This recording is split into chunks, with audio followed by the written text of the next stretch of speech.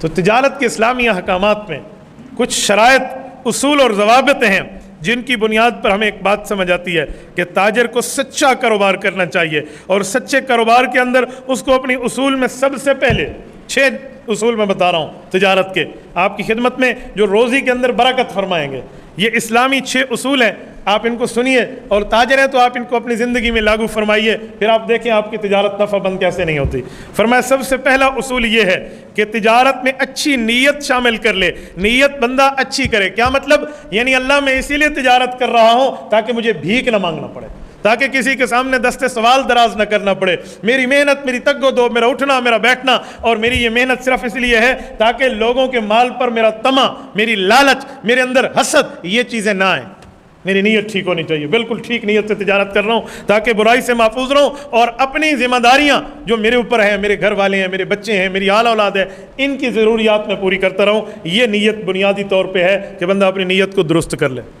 Number 2، اپنی صنعت اور تجارت میں فرض کفایہ کی ادائیگی کی نیت کرے۔ یہ تجارت فرض کفایہ ہے، مسلمانوں میں ایک بندہ کرے تو سب سے گناہ ٹل جاتا ہے، تو فرض کفایہ آپ جانتے ہیں، تو فرض کفایہ کی نیت کرے کہ یہ ایسا فرض ہے جس کو بطور کفایہ ادا کیا جاتا ہے، تو میں فریضہ کفایہ ادا کر رہا ہوں، یہ اس شخص کی نیت ہونی چاہیے، اور اس نیت پر اس آدمی کو جو اجر ملے گا نا، وہ ان سب کی طرف سے ملے گا جن کی یہ ذمہ داریاں پوری کر کے ان کی جو ہے نا کیا کہتے ہیں سرپرستی کر رہا ہے۔ میں مثال دیتا ہوں، یہ تجارت عبادت بنے گی نا، تو جو بندہ اس کی تجارت سے فائدہ اٹھائے گا، چاہے کسی کا تعاون کر رہا ہے، چاہے اپنی بہن پر ذمہ داری پوری کرتے ہوئے خرچ کر رہا ہے، اپنی ماں، اپنے باپ، اپنے بچوں کو، اپنی بیوی کو، کسی اور کو دے رہا ہے، تو ایسے سمجھیں وہ سارے یہی عبادت کر رہے ہیں، اور اس بندے کے حصے میں ان کا ثواب آ رہا ہے۔ کیوں؟ یہ فرض کفایہ کی نیت کر رہا ہے۔ محلے میں ایک شخص بھی اگر اعتکاف میں مسجد میں نہ بیٹھے نا، تو پورا محلہ گناہ گار ہے نا۔ کیوں؟ آپ نے سنت کفایہ ادا نہیں کی۔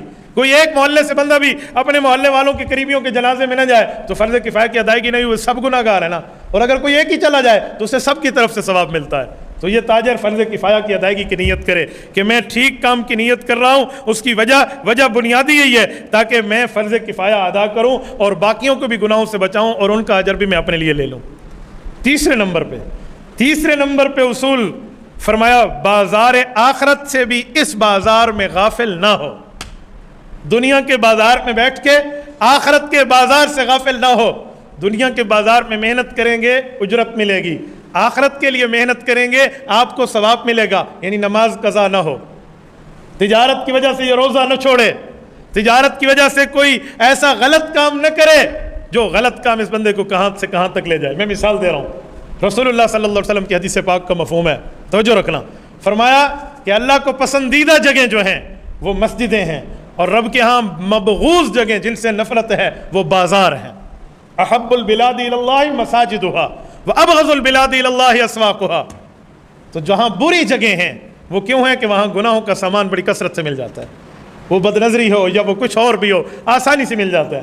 تو وہاں اس بندے نے اپنی آنکھ کی حفاظت کرنی ہے، اپنے کان کی حفاظت کرنی ہے، اپنے ہاتھ کی حفاظت، خصوصاً تجارت کرتے ہوئے اپنے دل کی حفاظت کرنی ہے کہ میں مسلمان کو دھوکہ دے رہا ہوں یا اسی عبادت سمجھ رہا ہوں۔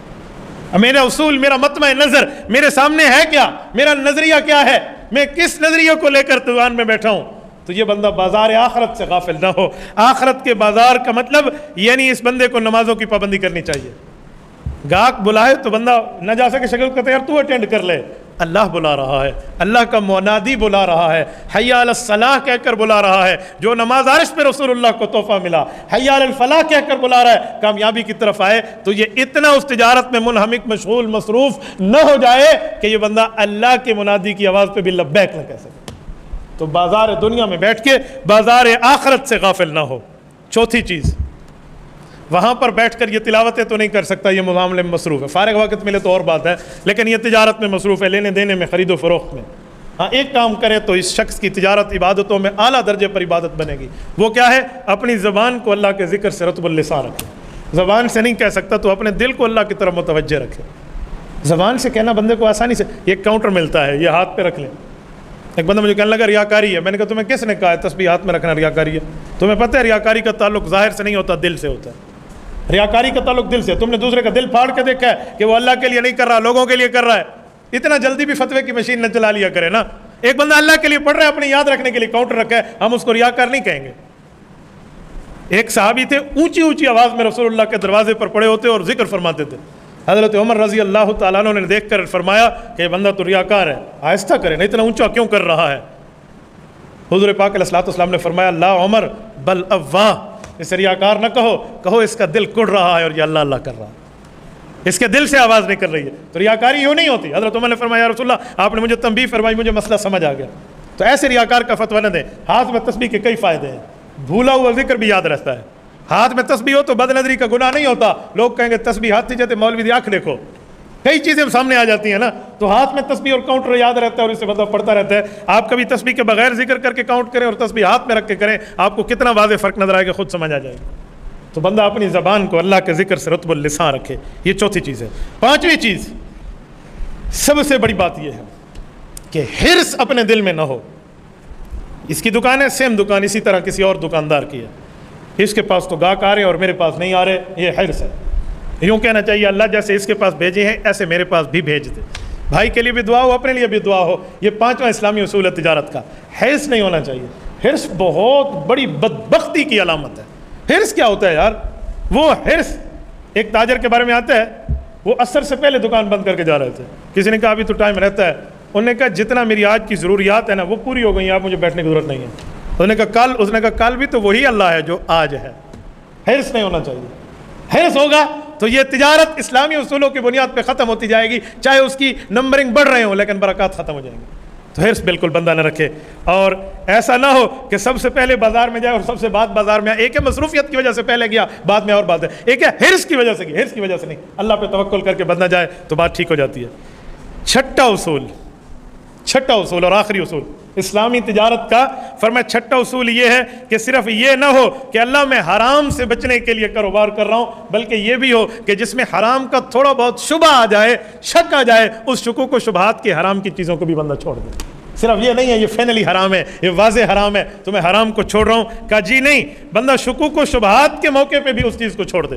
رسول اللہ صلی اللہ علیہ وسلم کی حدیث ہے الحلال بین والحرام بین فما بینہما مشتبہات، فرمائے لوگو حلال بھی شریعت میں واضح کر دیا گیا ہے، حرام بھی شریعت میں ظاہر اور واضح کر دیا گیا ہے، اس میں درمیان میں کچھ چیزیں ہیں جو شبہ پیدا کرتی ہیں، بس آپ شبہ کو چھوڑ دیں تو آپ حلال کے ساتھ لگ جائیں گے۔ شبہات میں پڑ گئے تو بندہ ایک دن کہیں نہ کہیں غلطی میں آ جائے گا۔